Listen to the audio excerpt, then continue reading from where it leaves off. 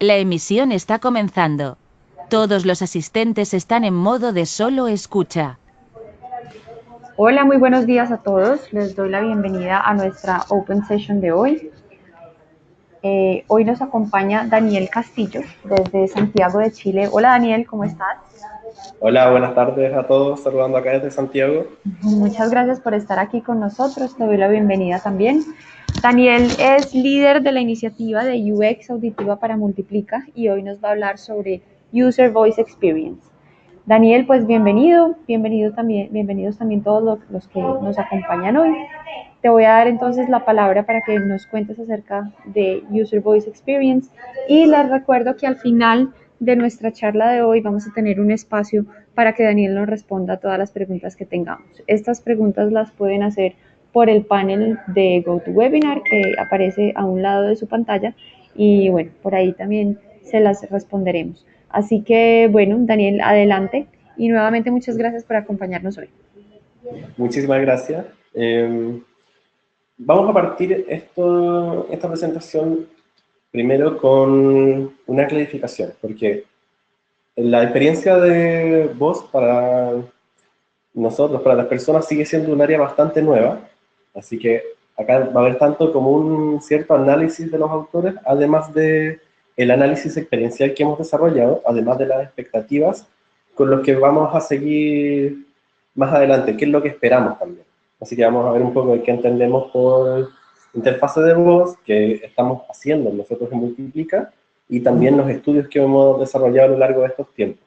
Porque como iniciativa empezamos hace aproximadamente unos 5 o 6 meses y hemos desarrollado mucha investigación a través de la experiencia, porque como sabrán muchos, no hay gran impacto de dispositivos de voz todavía en lo que es Latinoamérica, y especialmente para países de habla hispana. Así que de ese pie nos vamos a ir aproximando a lo que es y puede llegar a ser la experiencia de voz. Primero, hay que comprender que en realidad no hay muchos límites en la experiencia de la persona con la tecnología y que para nosotros las interacciones de voz se han potenciado muchísimo estos últimos años, no solo con lo que podrían ser los dispositivos como Siri, como Alexa, como Google Assistant, sino que también existían como antes. Existían antes como chatbots o como flujos conversacionales de asistentes telefónicos.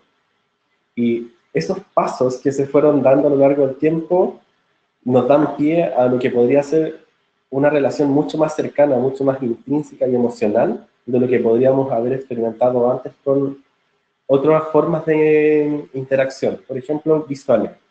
Siguen siendo rangos de experiencia, pero se abordan de una forma un poco distinta. De ahí quiero ver un poco qué es lo que entendemos por Voice User Interfaces, que es el nombre como más canónico que existe sobre el término, que se resume simplemente a interfase de voz para el usuario. Y están estas dos definiciones que pueden darnos algunas aproximaciones. La primera del Interaction Design Foundation, que nos dice que esta clase de interfaces permiten al usuario interactuar con un sistema a través de voz o comandos de habla, y de Jared Benson, que también hace un buen alcance, que dice que las interfaces de voz reflejan la eficiencia del diálogo en las comunicaciones complejas y emocionalmente con la gente alrededor de nosotros. Es una opinión más que una definición, pero nos sirve un poco para lo que vamos a ir avanzando hacia adelante respecto a las características que pueden tener esta clase de interfaces. También Nissel Norman hizo un estudio respecto a lo que podrían definirse como características de las interfaces de voz durante este año, específicamente hace unos 3 meses, y definió 5 puntos súper importantes que son los que definirían a una interfaz de este tipo. Primero, que su input siempre es voz, los comandos son hablados, en vez de estar tipeando, haciendo clic o mostrando elementos gráficos. Lo segundo, que entiende el lenguaje natural. No están acotados a ciertos comandos específicos como los que funcionarían en un computador o como los que funcionarían en dispositivos más análogos, sino de que se puede estructurar la forma en la que se comunica contigo y cómo te entiende en muchas formas. ¿Cómo sería tal cual en una conversación humana? La tercera, que el output es voz. En vez de que te muestre información en una pantalla, el asistente te la lee en voz alta. Y lo cuarto es la interpretación inteligente, que el asistente utiliza información adicional como el contexto, comportamientos pasados, cosas que estén llamadas desde otras bases de datos, más allá del input literal del usuario, para estimar qué es lo que quiere. Y lo quinto, que es algo que no se da completamente, pero que es algo muy importante tomar en cuenta, que lo define como agency, que es que el asistente puede tomar acciones propias que el usuario no ha consultado, pero que el computador va a tomar por cuenta propia. O sea, habla de la proactividad del dispositivo. En base a eso, Nisse Lehmann desarrolló un estudio en el cual evaluó tanto a Alexa como a Siri como a Google Assistant y vio cómo se comportaban bajo sus términos de evaluación heurística de experiencia de usuario, que al menos para los que están bien relacionados con el entorno de UX, saben que se aplica muchísimo para entornos digitales, especialmente visuales. Y la sentencia fue que en realidad todos fallaban miserablemente, que no cumplían con los estándares mínimos. Acá, a nosotros como equipo, nos hizo un poco de ruido que ocurriera eso, porque si son dispositivos tan buenos o tan inteligentes, ¿qué es lo que hace que fallen? Y volviendo a revisar la metodología de estudio-análisis de Nielsen, esta que ocupó para su análisis heurístico, encontramos algunas características que puede que no se hayan abordado tan bien y que son súper relevantes dentro de este contexto específico de dispositivos con voz, que hacen muchas cosas o que levantan otra clase de interacciones que normalmente no se abordan tanto en lo que es UX, pero que siguen siendo parte de ello, que son el aprendizaje mutuo. Por ejemplo, cuando yo hablo con una persona que es de otro país, o que es de otra ciudad incluso, el diálogo de ella puede parecerme un poco extraño, puedo entenderla, pero aún así tengo que acostumbrarme a aprender un poco sobre lo que es mi forma de comunicación y mis códigos con esa persona. Esto se da entre humanos, se da entre seres humanos en todo el tiempo y nosotros no nos damos cuenta. Y quizás deberíamos también prestar un poco de atención a aquello con los dispositivos que son de voz. Lo segundo va en el desarrollo del método de evaluación. El desarrollo del método de evaluación heurístico está muy centrado en el caso de Nielsen Lehmann, que podría ser entornos más visuales, por lo que hace que la performance en general baje si le quitas esa parte importante que es lo visual. Luego tenemos que comprender que normalmente estos dispositivos asistentes de voz, los más populares que él evaluó, tienen un pie muy importante que es su relación con dispositivos de Internet de las cosas. Acá puede que se hable mucho de dispositivos de voz y de UX auditiva, pero hay que comprender que al tiempo que nosotros le consultamos cosas a los dispositivos, en estos tiempos también les podemos dar órdenes sobre implementos que estén en la casa. Luz, refrigeradores, interruptores, aire acondicionado, y lo que nos indica el estado del mercado en este tiempo es que eso solo va a crecer. Así que omitirlo del estudio quizá puede que haya afectado al desempeño en general. Y el foco de la función y la formulación que va muy con cómo se evalúa y cómo se formula. ¿Debió ser el mismo tipo de análisis? No lo sé, pero sí hay puntos que son a considerar. Desde allí, desde ese análisis un poco crítico de los estudios que desarrolló Nielsen, empezamos a desarrollar nuestras propias ideas de definiciones para tener un punto de inicio. Estas definiciones no son definitivas, no son taxativas realmente, pero sí sirven como un buen pie para que nosotros podamos avanzar en lo que estamos investigando. Primero, hay que hacer un alcance. Las interfaces de voz se encuentran inmersas siempre en lo que es UX, siempre vamos a estar hablando de UX. Solamente hay aspectos que pasan a ser más importantes que otros, aparecen otras consideraciones distintas, pero sigue teniendo los mismos principios base en la comunicación, o sea, el emisor somos nosotros, el receptor es Alexa, el mensaje es la instrucción, canal aire, y el código es el idioma en el que estemos hablando, que puede ser para estos tiempos y con mayor impacto inglés o español. Y desde allí nuestra definición de GUI sería la siguiente. Las interfaces de voz son el instrumento, la tecnología en la cual se genera la comunicación con el dispositivo inteligente, entre comillas, porque hay que definir qué es inteligente primero, y nos permite generar acciones sin necesidad de interacción táctil y reglas distintas a las de interfaces gráficas de usuario. Quizás distintas pueden variar un poco, pero en realidad va simplemente que hay otros entornos, hay otras características que pueden ser más importantes. Y la GUI, siendo un elemento que está inmerso en lo que es UX, es emocional, relacional, facilitadora e inclusiva para solucionar problemas aún no existentes. O sea, hablamos de GUI, pero seguimos hablando de UX siempre. Y entonces, ¿qué es para nosotros? ¿Qué es lo que nosotros entendemos como iniciativa sobre lo que es? Es el enfoque de diseño basado en la experiencia de usuario a través de la cual se investigan, desarrollan y optimizan los servicios implementados desde entornos con Voice User Interface. Nos saltamos un poco lo que es la interfaz y empezamos a hablar de lo que es la experiencia de voz. Y de ahí nosotros desarrollamos este pequeño concepto que estamos trabajando y que iteramos continuamente, que es el User Voice Experience. Luego de eso, ¿qué es lo que estamos haciendo con esta definición y con estas consideraciones ya hechas?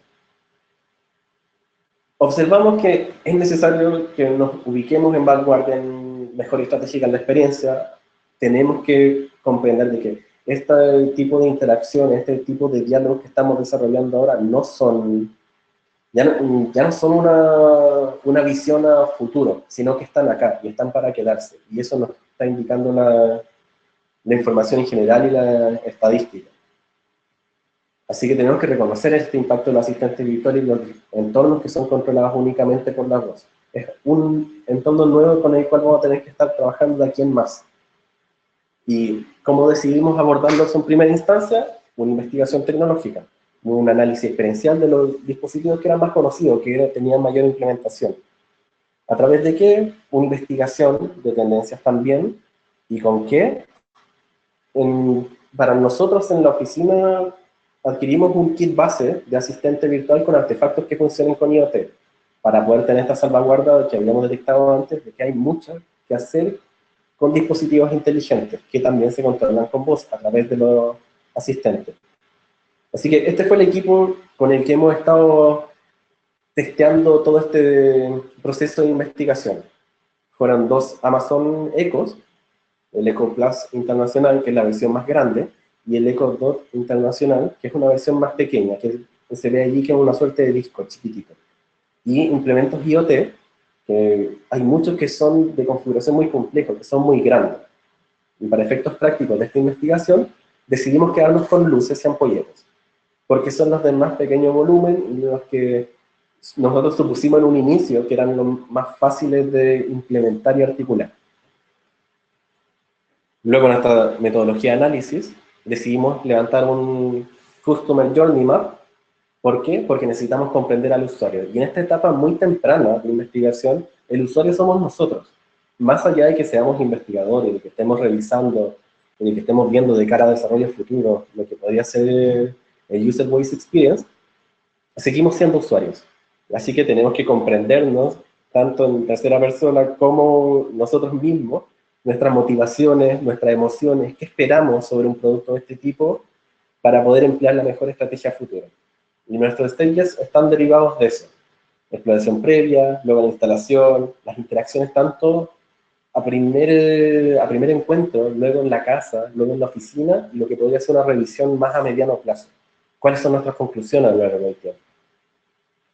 Lo que desarrollamos fue este Customer Journey Map que se ve acá, que se puede compartir en caso de quien lo consulte, que nos muestra las fases en las cuales estuvimos trabajando y una pequeña curva de satisfacción y de felicidad respecto a lo que experimentamos con estos dispositivos y cómo hablábamos con ellos.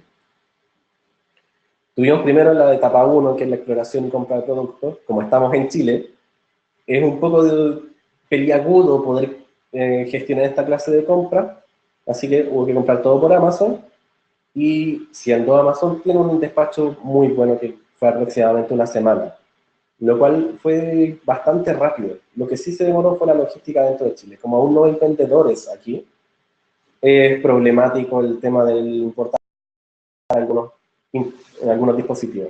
Lo que sí teníamos un alcance. Cuando nosotros compramos estos dispositivos, están bloqueados por países. En este caso, el Echo Dot y el Echo Plus tienen una versión que es para Estados Unidos y otra versión que en estos tiempos, como se implementó en español, también hay otra versión para España, otra para México y otra internacional. Y nos preguntamos, ¿cuál es la distinción entre Estados Unidos e internacional? ¿Qué hace que Estados Unidos sea distinto? Con el tiempo los fuimos detectando, pero hay cosas que aún no nos hacen sentido. Cuando llegaran estos dispositivos, tuvimos que desempacarlos, encontrarnos primariamente con esto y ver cómo funcionaban. Porque en realidad no te llega mucho, te llega algo parecido a un manual de instrucciones y el dispositivo como tal. Y a pesar de que sean dispositivos con voz que uno espera que se puedan configurar por defecto, en realidad no es así. Hay una parte que sigue siendo digital y visual. La configuración inicial sigue teniendo que depender de entornos visuales y táctiles manualmente. Así que en este caso, hubo que configurarla a través de una red Wi-Fi que generan estos dispositivos para poder funcionar. Lo cual no fue tan fácil como uno podría imaginar. Y los alcances, obviamente, de los dispositivos que llegaron, que había que comprar 1 tonelada de adaptadores eléctricos para los enchufes de todas las cosas. Luego de eso tuvimos una interacción, la primera interacción con los dispositivos de IoT. Nos encontramos con esto, que era la gran gracia que te vende normalmente Amazon, Google, también Apple ahora, de que puedes dialogar con tecnología, puedes dialogar con otros dispositivos en tu casa. Configuramos las primeras luces, estas luces del set Philips que se ven en la imagen, y nos dimos cuenta de que Philips Hue es muy difícil de configurar, en el aspecto de que en estas configuraciones visuales que hay que estar haciendo, hay que descargar aplicaciones. Uno tiene una aplicación de Amazon Alexa y además tienes una aplicación de Philips, que es solo para configurar las luces.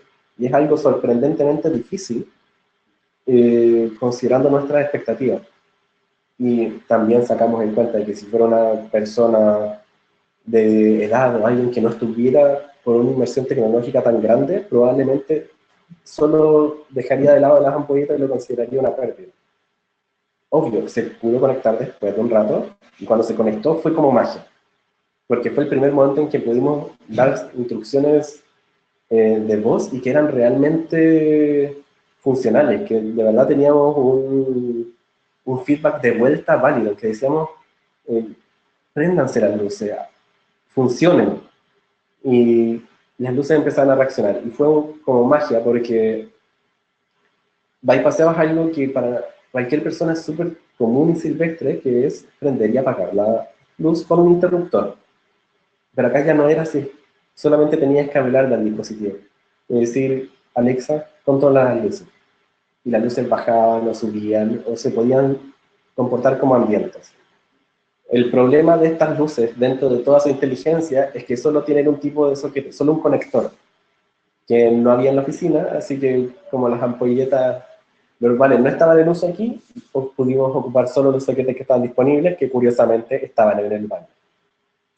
A causa de esos detalles y algunos descubrimientos que hicimos respecto a la velocidad de respuesta de Alexa, hicimos después pasar a lo que sería un entorno doméstico, porque acá empezamos a tantear un aspecto que nosotros suponíamos, pero no teníamos muy claro, que era qué tan rápido responde Alexa, qué tan rápido te responde a cualquier frase, a cualquier comando. Y en realidad está determinado por la velocidad de Internet. Mientras más alta la velocidad de Internet, mejor es la respuesta. Y de ahí pasamos a un entorno más doméstico, que se cumplía esto. Si la conexión es rápida, la aplicación se vuelve mucho más rápida, la configuración también. Y repetir estos procesos de instalación del dispositivo en cada lugar ayudaban, pero no dejaba de ser complejo, no dejaba de ser algo bastante árido de implementar. Porque Alexa nos prestaba atención, nos daba algunos comentarios, pero no tan prácticos o no tan útiles como uno podría considerar en base a las expectativas. Y luego de aquello, una vez que probamos en la casa los dispositivos, los trajimos de vuelta a la oficina. Y volvimos a instalar los dispositivos Echo para ver cómo se comportaban con más gente. Y en realidad lo que pasó es que los asistentes, sin cosas con las que dialoguen, o sin criterios claros de utilidad, sin que nosotros sepamos realmente qué es lo que podemos hacer con ellos explotados al 100% de su capacidad, pasan a funcionar como parlantes, mayormente. No funcionan tanto como dispositivos, y su capacidad, su performance, su desempeño de cara al usuario baja muchísimo. Y ahí está uno de los puntos que decía Norman, en los que fallaban, que de verdad la capacidad de los dispositivos no es tan alta, obvio, porque si no tienen con qué hablar, con qué dialogar y que nosotros lo podamos ver, baja su desempeño, baja su satisfacción de cara a lo que nos podrían entregar. Luego de eso, hicimos un review de más largo aliento para poder digerir esta primera experiencia y empezar a tratarla de una mejor forma. Y nos centramos en estos puntos. Primero, el idioma, sobre cómo se comporta Alexa, cómo se comporta el entorno. Estos Alexa, por ser de versiones internacionales, te hablan por defecto en inglés, lo cual es un problema, siendo países de habla hispana. Así que hay que tener ciertas nociones de inglés para poder darle las instrucciones y poder entenderlas bien. Lo que sí es curioso es que comprende el Spanglish, comprende la pronunciación que tiene un latinoamericano respecto al inglés y puede comprender lo que le está diciendo. Puede reconocer apodos en español. Por ejemplo, el Echo Dot, el más pequeño, tenía un nombre asignado que era la chata rebelde y que lo podía reconocerlo como su nombre. Puede reconocer nombres en otros idiomas, puede reconocer ciertas inflexiones en ese sentido. Probamos con nombres que estaban en portugués, en ruso, en japonés, en italiano y en alemán, y se comportaban bien, se comportaba bastante bien. ¿Puede pronunciar en español nombres de vuelta? Sí, puede. El problema es la forma en la que lo hace. Porque en realidad no es que conozca la palabra en español, no es que conozca español, sino que simplemente trata de pronunciar lo mejor posible de cara a lo que está escrito o lo que preguntaste. O sea, si no hay una forma de homologar lo que le pediste, lo va a decir como una persona de Estados Unidos o un inglés hablando mal español. Y así se entiende y así lo ves. Y para algunas palabras, para algunos términos, hay que ocupar un acento muy forzado. Tratar de naturalizarlo mucho para que pueda comprender. O sea, si hacemos un análisis en su conjunto, el idioma en algunos puntos es muy inclusivo y en otros puntos no. Y en algunos aspectos tiende a ser muy específico para reconocerte, pero en otros se pierde completamente. Y pareciera que no hay una razón lógica para aquello. Es casi antojadizo en lo que puede exponerte el Alexa como sistema de interfaz de voz. Luego está el aspecto de la personalidad y la empatía, que esto sí es muy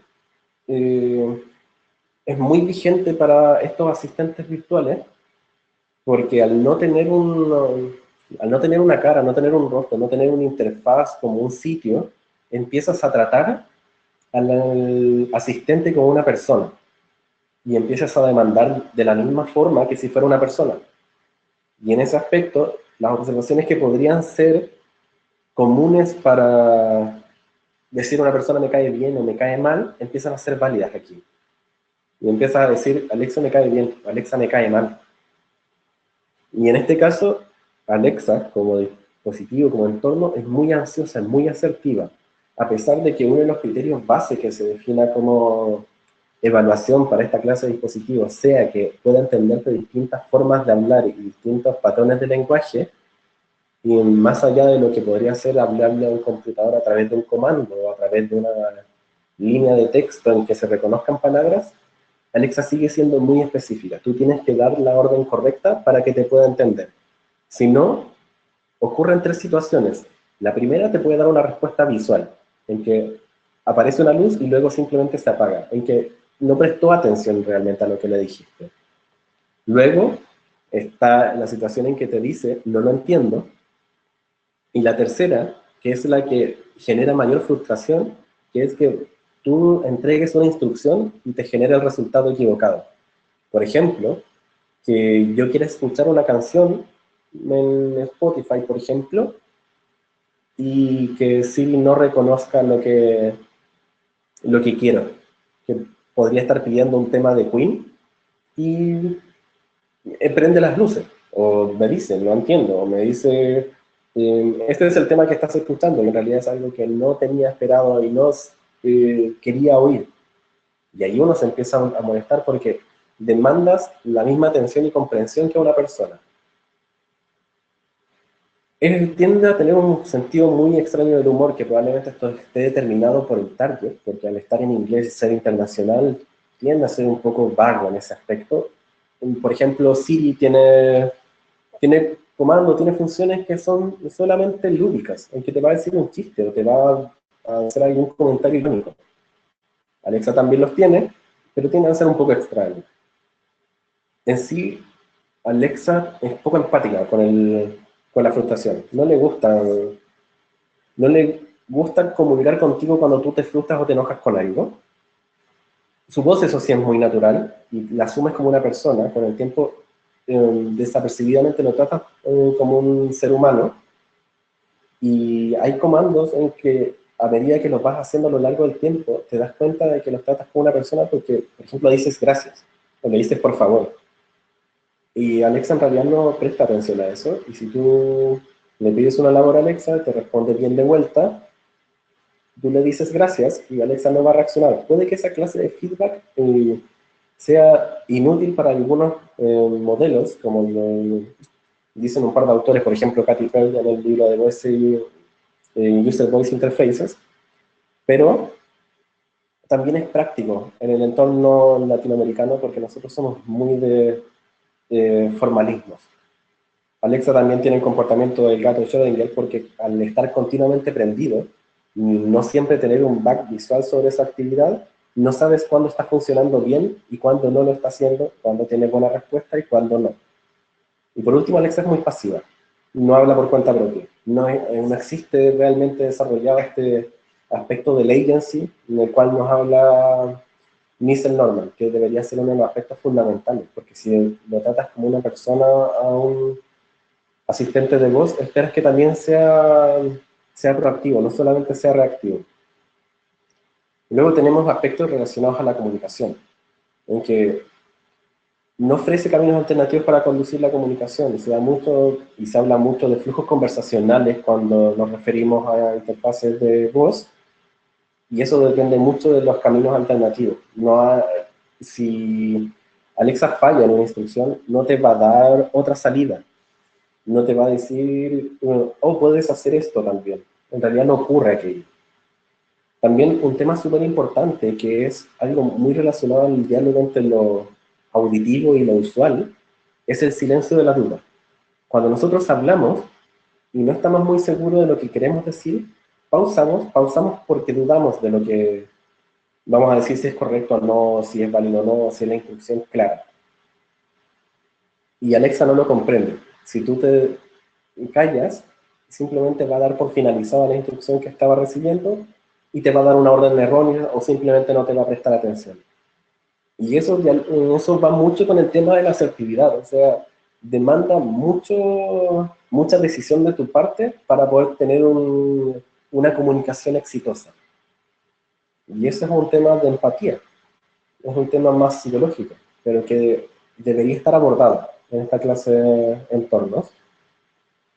También está el tema de tener que recordar los nombres o apodos de los dispositivos de IoT, volviendo un poco al tema de los dispositivos de Internet de las Cosas, porque empiezas a tener problemas de cómo designar a un bulbo, cómo designar a un bombillo, una ampolleta, porque ya no es simplemente apaga las luces, sino de apaga la luz de mi habitación o apaga la luz del living. Y tienes que asignarle nombres o apodos a estas ampolletas, a cada una, para que las puedas reconocer.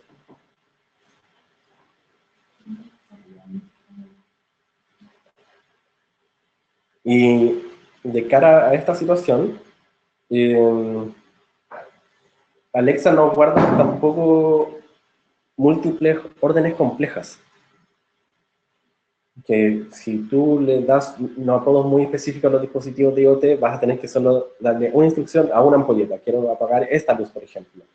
O hablando solamente de interfaces, o de instrucciones sencillas como poner música, agendar algo, consultar las noticias, tiene cierto límite de complejidad. Alexa no te va a aguantar, por ejemplo, que en una sola instrucción digas, quiero que me agendes una reunión para las 6 de la mañana del día de mañana y que me despiertes con X música de Spotify.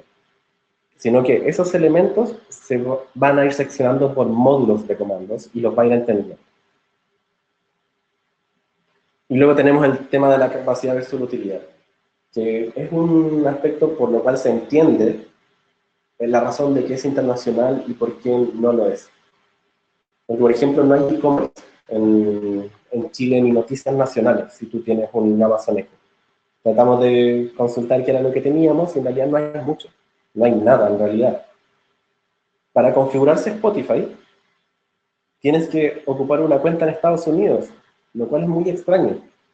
Si tú tienes servicios premium de algún tipo, deberían ser homologables con tus entornos, deberían ser homologables con tus interfaces de voz, porque si te piden información y te da la opción de agregar información para tener una personalización mayor y que te dé respuestas más específicas, que te pueda hacer más empático contigo, necesita tener esas integraciones. También hay un tema gigantesco, que es uno de los plus que tiene Estados Unidos, pero que acá no existe, que no hay calles, no hay ubicación espacial. Maps no existe a efectos prácticos si le quieres consultar algo a Alexa. Se hizo el ejercicio de preguntarle a Alexa cómo llegar al aeropuerto y nos indicó solamente la distancia, una línea recta, a diferencia de lo que podría ser un servicio de Estados Unidos que está más completo. ¿Y a qué se debe este problema? A la integración de plataformas. Como hay competidores directos, como en cualquier otro negocio, en Maps es de Google. Y Alexa, para solucionar ese tema en Estados Unidos y en distintos países, tiene su propio sistema de mapas, el cual no está disponible acá, y puede que no esté disponible en buena parte de los países de Latinoamérica. Lo cual nos dice que ahí hay una función que no existe, no está explotada. Y también hay temas respecto al costo de adopción. ¿Qué tan válido es tener un sistema de luces inteligentes en una casa controlada por voz, por ejemplo? Siendo que simplemente si tú quieres prender o apagar una luz, solo tienes que apretar un interruptor. ¿Por qué te irías a dar un proceso de varias horas de implementación, de configuración, de armar todo para algo que es simplemente cambiar un bombillo y apretar un botón? ¿Aporta realmente esa adopción completa?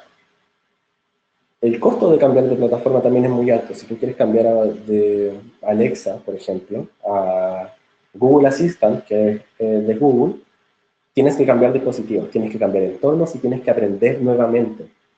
Tienes que aprender cómo interactuar con esa interfaz, con ese asistente, con esa pseudo persona con la que estás dialogando. Y es un flujo empático nuevo. Es como conocer a una nueva persona. Y por último, sin IoT, la utilidad de los ecos baja bastante.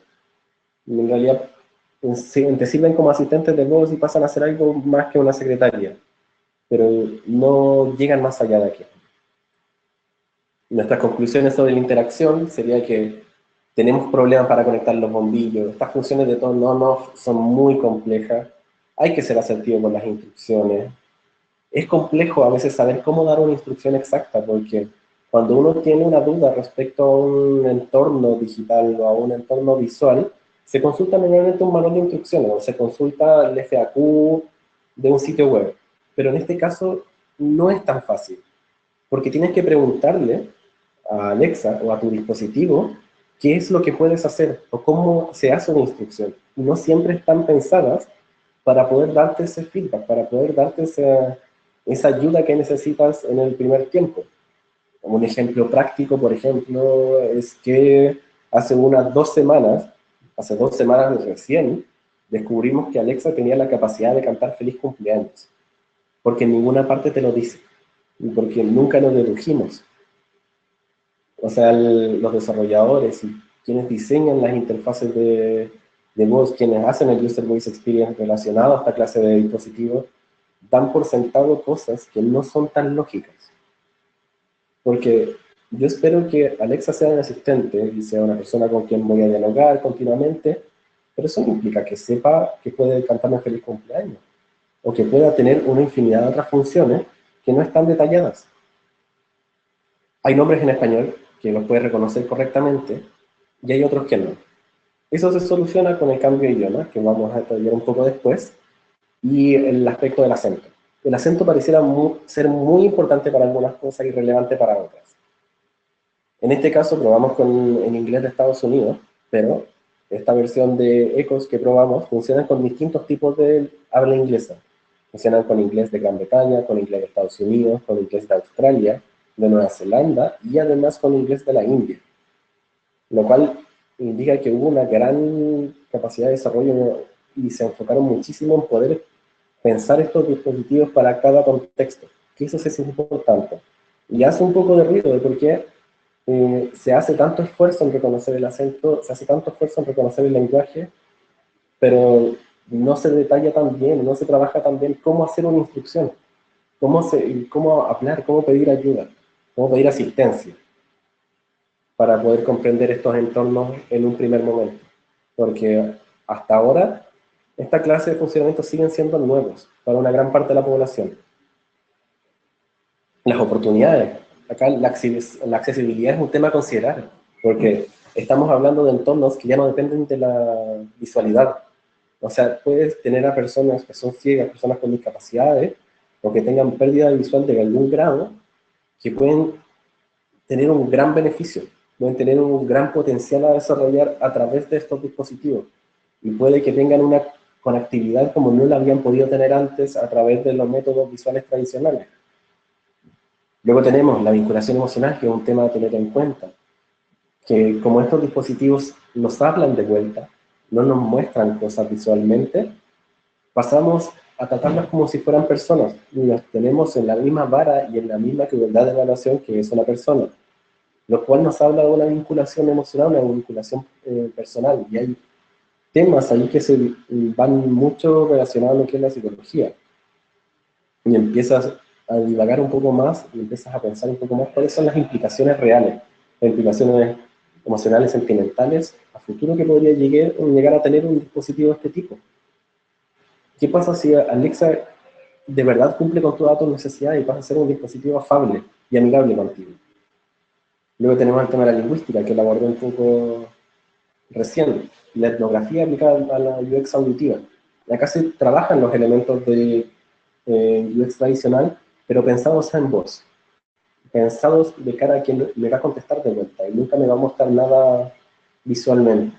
Hay un área de investigación muy grande allí para poder trabajar.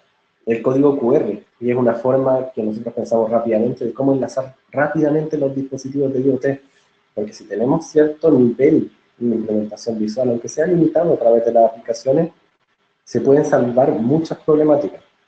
Por ejemplo, cómo configurar un montón de ampolletas en una casa. Y que el diseño de las cajas, el diseño de todo lo que es físico, cuando te compras un dispositivo de este tipo, tienen que facilitarte la conexión, tienen que facilitarte el aprendizaje. Obviamente a nosotros como usuarios no tendemos a leer mucho las instrucciones y los instructivos por consiguiente se han vuelto cada vez más pequeños. Es cosa de ver un instructivo de Apple o un instructivo del mismo Amazon Echo. Son documentos muy pequeños. Pero eso no implica necesariamente que nosotros sepamos cómo utilizarlos, que sepamos cómo hablar con ellos, que sepamos cómo piensan las cosas. De ahí, ¿cuáles serían los dispositivos hasta el momento? Porque ya he hablado de 3, que tienen interfaces de voz. Tenemos todas estas baterías para dar un poco de luz de que en realidad no son pocos, son bastantes. Porque tenemos a Siri, a Alexa, a Google Assistant, a Ivy, Evo, Home, además de dispositivos de IoT que pueden ocupar la voz en segundo plano. Los parlantes Sonos, por ejemplo, que son una empresa aparte de Amazon, que desarrolla sus dispositivos soportados en Alexa. Los refrigeradores de características de IoT, con el G, lo mismo con teléfonos o incluso con aspiradoras. Xiaomi funciona con Alexa y su aspiradora. Los dispositivos de voz que se ocupan ahora en los infotainment systems, en los sistemas de entretenimiento de los automóviles. O sea, ya no es tan raro encontrarse con dispositivos con los que dialogas. Y esto queda a considerar porque su amplitud de utilización pasa a ser más grande de lo que nosotros pensamos, de lo que incluso nosotros como investigadores a veces podríamos imaginar, porque a veces las interacciones que podrían ser completamente visuales ahora pasan a ser auditivas, lo cual te libera las manos o te libera tu atención visual para poder hacer otras cosas. Por ejemplo, si uno está en la cocina y está cortando verduras y está consultando una receta, no tienes que ver la receta, sino que simplemente te la pueden ir leyendo. O si estás manejando, lo mismo, tú puedes dar una orden verbal en vez de estar cambiando tu foco de atención desde el camino hacia lo que está en el interior de una camioneta, por ejemplo. Y desde allí, ¿qué es lo que podríamos ver nosotros hacia adelante? ¿Qué es lo que podríamos concluir luego de toda esta análisis, toda esta exploración, todo este viaje de usuario? Esta diapo en especial la pensamos hace algún tiempo y que era lo que podía hacer en los próximos meses, hace no tanto. Y las tendencias más fuertes se dividen en tres focos. La primera es amplitud, que son las mejoras funcionales de masividad. Amazon Alexa en español, por ejemplo, que es algo que ya apareció, y apareció hace muy poco, un par de semanas, si contamos a España y México, si contáramos solamente a México hace menos de una semana. Integración en entornos fuera del hogar, por ejemplo en las oficinas o la misma interfaz automotriz. Ahora no es algo descabellado pensar en que tengas un asistente virtual que te funcione en la casa, en el computador y en el auto, o que sean tres personas distintas, tres asistentes distintos para ti. También tenemos aspectos de profundidad. Hay mejoras emocionales. Se están pensando estos dispositivos de voz, se está pensando la interacción con estos dispositivos de otra forma. Y se empieza a hablar de personalidad, se empieza a hablar de emoción, se empieza a hablar de sentimientos relacionados a una interfaz. Y ahí pasa a ser algo muy, muy delicado, pero muy rico de trabajar. Por ejemplo, acá hay dos casos. El primero es el Anti-Vector, que es una suerte de robot, y Gatebox, que es un asistente virtual muy especial que funciona para Japón, que lo voy a detallar un poquito después. Y la cobertura, que es algo súper básico y que a veces se da por sentado, pero que es importantísimo, la cobertura. Porque ¿qué uno espera de un asistente virtual? Que te pueda asistir en cosas relacionadas a la información, que te informe sobre lo que sucede en las noticias, que te pueda agendar las cosas como corresponde, que te pueda entregar servicios en español como corresponde. Y también que las cosas que tú ves afuera, que si tú vas en un viaje al extranjero y ves estos dispositivos tan inteligentes con los cuales puedes comprar, puedes despachar, puedes agendar mucho, también verlos acá, también verlos en tu plano local. Pensar en servicios de compra y despacho. ¿Quién te dice que no puedas pedir un Uber a través de Alexa? ¿O quién te dice que en tu lista de supermercado queda agendada? La puedas configurar y que después solamente digas comprar y puedas hablar con tu supermercado, con tu tienda, con tu alacena más cercana y que te la despachen. Solo por decir eso. Esa clase de enfoques locales y de contextos son muy importantes. Porque puede que podamos tener estos diálogos con dispositivos entendiendo como si fueran personas extranjeras, pero aún así esperamos que el contexto en el cual se van a desenvolver tenga un foco local, y que sea práctico, y que sea relevante y nos aporte valor. Y como se han cumplido, cambiado estos pronósticos que habíamos hecho, partieron de la siguiente forma. Inició la venta de dispositivos Amazon con español en España y México, con ambas diversificaciones de lenguaje. Acá tenemos un tema de contexto. Las primeras skills que fueron desarrolladas para el idioma español son informativas y de domótica. En este caso, si no mal recuerdo, es la skill para el universal y de domótica de Philips para sus ampolleras. Y asistentes virtuales avanzados para automóviles. En este caso, Bosch desarrolló un asistente virtual que está en fase de testeo y que va muy bien encaminado, que es una suerte de Alexa, pero específicamente para el automóvil, y que va conectado directamente al sistema del automóvil y que está trabajado a nivel de experiencia para que dialogue cuando tú estás manejando. No está pensado para que tú te lo puedas llevar en tu teléfono, no, es un asistente para tu manejo. Eh, es casi como Kit el auto fantástico de los 80, pero llevado a la realidad, llevado en un sentido práctico. Y desde aquí, ya dando un poco por cerrado lo que sería nuestra investigación, nuestros alcances, de lo que lo que vimos y lo que se viene, que en realidad nosotros suponíamos que se viene para un tiempo más, y en realidad no se viene, está aquí, les entrego un poco de lo que sería el horizonte venidero. Desde estos primeros chatbots y los asistentes telefónicos que partieron en los 90 hacia ahora, recorrimos un camino muy largo. Esta es un área nueva para todos, tanto para investigadores, como para desarrolladores, como para diseñadores. Estos son entornos bastante curiosos con los cuales no estábamos acostumbrados. Y tenemos de verdad el mundo por delante. Este es el mejor momento que tenemos para poder soñar, para idear, para probar y para poder navegar en estos entornos que aún están inexplorados. Se puede hacer una investigación académica, se pueden buscar los mejores autores sobre esto.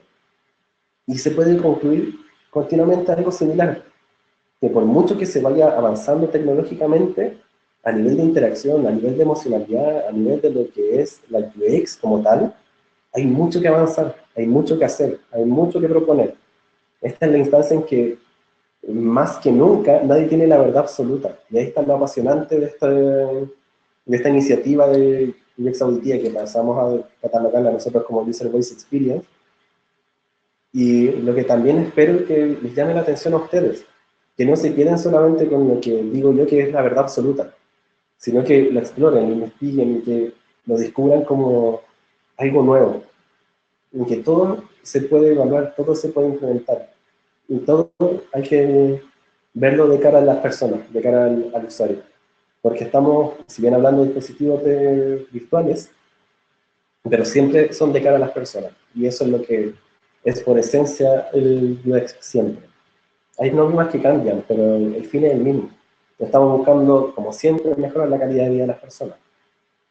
Y de acá hay algunos ejemplos, por ejemplo, este que es el Alexa Car, que es un pequeño implemento para el automóvil, que se estrenó, que simplemente es llevar a Alexa a tu auto.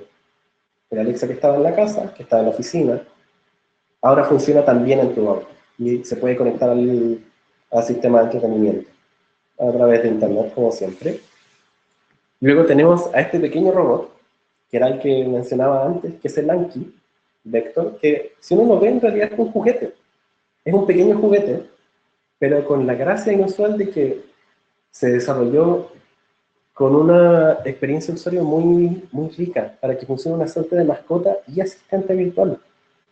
Él no te va a preguntar cosas, él se va a entretener con lo que está a tu alrededor, va a empezar a interactuar con objetos por cuenta propia, y además, si tú le preguntas información, le preguntas sobre el clima, quieres agendar alguna cosa, quieres jugar con él, puedes hacerlo a través de la voz. No necesitas interactuar táctilmente con él, no tienes que estarlo tomando, jugueteando para que active algún comando. Tú solamente le hablas. Él primero alcanza un robot doméstico. Imagínense un poco a Wally, cuchicheando a través de la casa. Y por último, que este producto se llama Gatebox, funciona en Japón y tiene la inusual característica de que proyecta una imagen holográfica. Lo que era uno de los grandes temas que hablaba ahora de la falta de visualidad, acá se bypaseó creando a un avatar del asistente virtual con el que estás hablando. Y eso crea un entorno de empatía y de emoción completamente distinto. Y este asistente, en especial, tiene la capacidad de agency de la que hablaba Nissel Norman. Este asistente virtual no solamente te va a hablar mientras tú estés presente o le estés dando instrucciones. Si tú estás fuera de la casa, te va a estar dando mensajes, te va a decir que te va a llover en el trabajo, o que te va a preguntar a qué hora llegas. Si está lloviendo, te sugiere que lleves un paraguas, o te pregunta cómo quieres que esté la casa cuando tú llegues. Se preocupa por ti, está desarrollado a un nivel empático muy importante. Y eso es muy rico de observar y que nos da pie de explorar, porque ya en Japón hay niveles de emoción mucho mayores de lo que uno podría esperar con esta clase de dispositivos. Y desde aquí, yo cierro la presentación, diciéndoles que vean lo que hay afuera, vean lo que está llegando, porque ya no es algo que se vaya a observar en varios años más adelante, sino que está ocurriendo ahora. Y aprovechen desde esa riqueza, desde todo lo que está apareciendo, a investigar, a analizar, a proponer, a evaluar, y que como todo es tan nuevo, todo es tan interesante ahora, en cada descubrimiento que hagan, en cada ejercicio que puedan hacer para generar algo nuevo, para poner en tela de juicio, para poder evaluar esta interfaz a través de la experiencia de usuario, va a ser un aporte, va a ser un alcance y va a ser un punto interesante. No solamente personal, sino también transversal, para todos los que hacemos esta clase de desarrollo. Y con eso terminaría la presentación. Vale, muchísimas gracias, Daniel. Bueno, vamos a mirar si tenemos preguntas por este lado. En este momento, entonces, los que tengan alguna duda, alguna inquietud, pueden escribir por el panel del GoToWebinar y Daniel se las podrá responder. Bueno, por ahora solamente hemos recibido como buenos comentarios de qué buena presentación, gracias Daniel. Hay alguien que está preguntando, bueno, dice que le interesa que le compartan el Customer Journey Map. Bueno, yo luego te puedo pasar el contacto. Sí, por favor. Me lo puedas mandar. Bueno, tenemos otra pregunta. Dice, ¿tenemos datos de crecimiento o implementación de uso del BUI en Latinoamérica? Del BUI en Latinoamérica, respondiendo a la pregunta, no hay como tal tasas de ingreso, pero sí hay informaciones que nos indican que se ve un muy buen prospecto. Porque la situación es la siguiente, no teníamos datos porque siempre estaban mapeados para Estados Unidos y para Europa, lo cual nos marca una tasa de crecimiento promedio del 30% de usuarios por año. Y ya estamos hablando de millones de usuarios.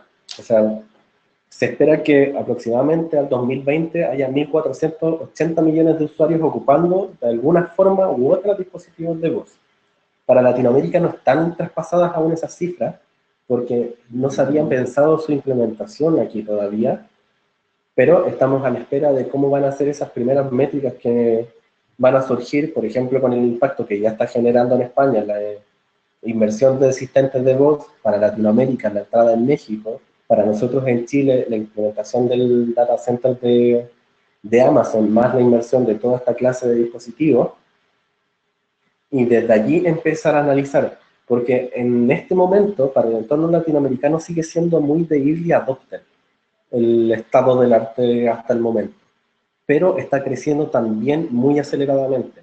O sea, dando el pronóstico de inmediato, no va a ser algo de que se vaya a avisar con antelación de que van a impactar, sino de que nos va a llegar el golpe de que salió todo junto y vamos a tener que adaptarnos muy rápido, porque las tasas de utilización también van a aumentar de golpe y se va a empezar a demandar mucho también. Lo más probable es que cuando empiecen a llegar dispositivos en español de amplia llegada y costos razonables, como por ejemplo Alexa o Google Home, lo primero que se va a demandar va a ser el traspaso de todo lo que uno quiere. Y eso se va a reflejar en aumento en cuotas de mercado, en utilización, en cantidad de sesiones, pero hasta el momento no hay mucho desarrollado como estudios locales. Y es algo que es muy relevante de tener en nuestro foco. Ok, vale, muchas gracias. Bueno, por aquí tengo más personas pidiendo el Customer Journey. Yo luego te paso todos los datos para poderlo compartir.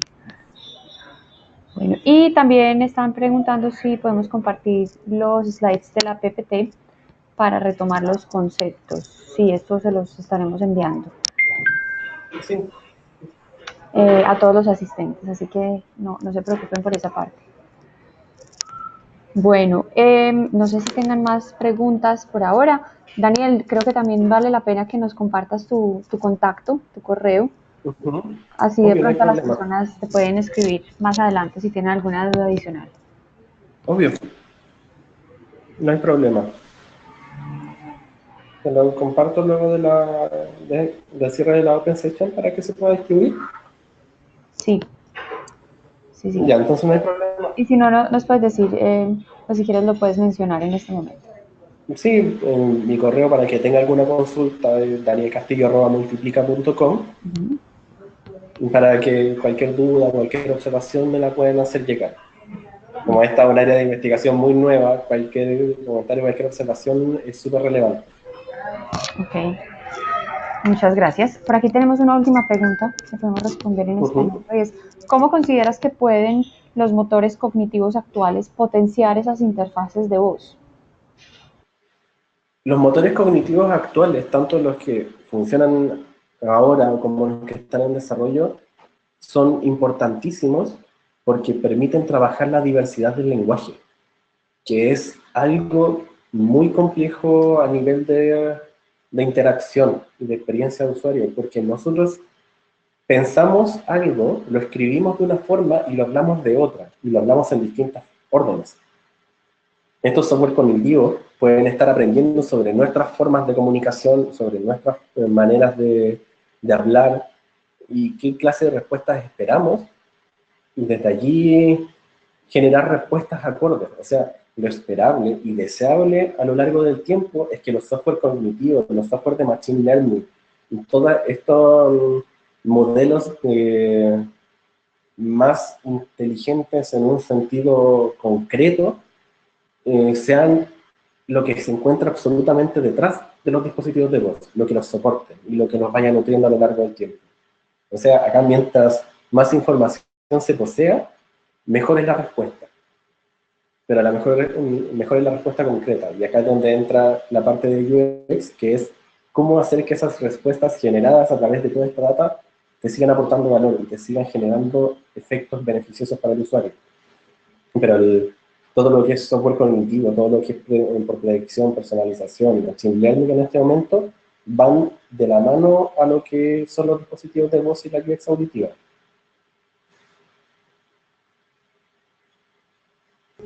Vale, muchas gracias. Bueno, y la última, ahora sí la última. Dices, se tendrá un Customer Journey similar al de Alexa, de Siri y de Cortana, y de ser el caso alguna comparativa entre las mismas.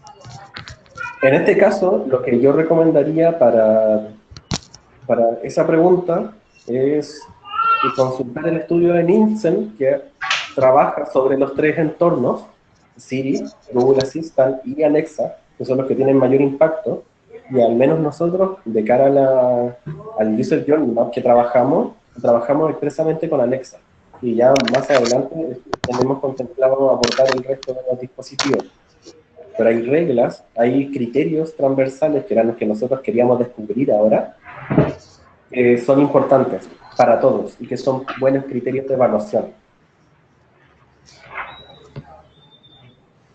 Ok, perfecto. Vale, bueno, yo creo que podemos dejar aquí las preguntas, ya estamos casi sobre el tiempo. De igual manera, los que tengan alguna otra duda o consulta, te pueden escribir directamente a danielcastillo@multiplica.com. Bueno, ya saben que todos los jueves vamos a tener open sessions, como siempre. Esta sesión queda grabada, como todas las demás, las pueden consultar a partir de mañana en nuestro sitio web, en nuestro canal de YouTube. Y bueno, pues muchísimas gracias por estar hoy con nosotros. Daniel, gracias a ti por compartir tu conocimiento y tu experiencia. Y bueno, Muchísimas gracias. nos vemos en una próxima oportunidad. Un saludo a todos. Obviamente, que estén muy bien. Igual para ti. Feliz día. Chao, gracias. Chao.